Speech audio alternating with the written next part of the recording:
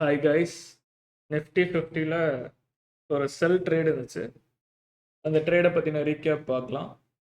Before getting in to the trade recap, market எப்பயுமே IRL to ERL இல்லாட்டி ERL to IRL தான் price delivery பண்ணும். இன்னும் சிம்பிளாக புரியணும் அப்படின்னா சப்போர்ட் டு ரெசிஸ்டன்ஸ் இல்லாட்டி ரெசிஸ்டன்ட் டு சப்போர்ட் தான் ப்ரைஸ் எப்பயுமே டெலிவர் ஆகிட்டே இருக்கும். லைக் தட் இங்கே ஒரு செட்டப் இருந்துச்சு.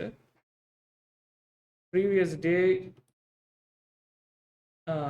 கீழே மார்க்கெட் வந்து க்ளோஸ் வச்ச உடனே 1 hour பீரியட் கிரியேஷன் ஏதாச்சும் இருக்கா அப்படின்னு பார்த்ததுல நமக்கு 1 hourல ஒரு ஆர்டர் ஃபில்லிங் ஏரியா இருந்துச்சு.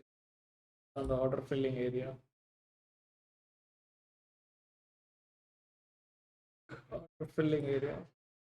ஆர்டர் இதில் வந்து கரெக்டாக டேப் ஆனதுக்கப்புறம் 15 minutesல நமக்கு ஒரு கீ லெவலும் இருந்துச்சு.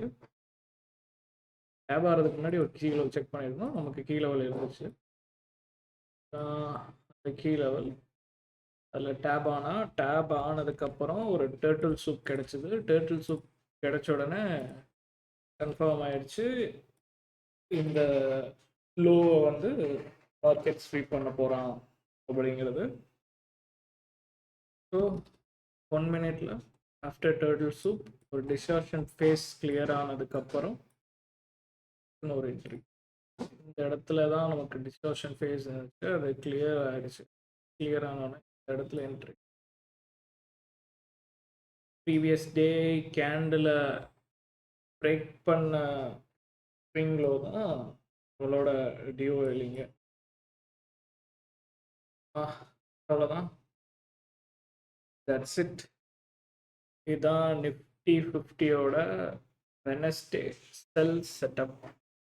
அவ்வளோதாங்க. ட்ரேட் ரொம்ப சிம்பிள் தான். இது ஒரு 930 மாடல். 930 மாடலில் ரொம்ப க்ரைட்டீரியாஸ் இருக்குது. அது அப்கமிங் ட்ரேட் ரீகேப்ஸில் பார்க்கலாம்.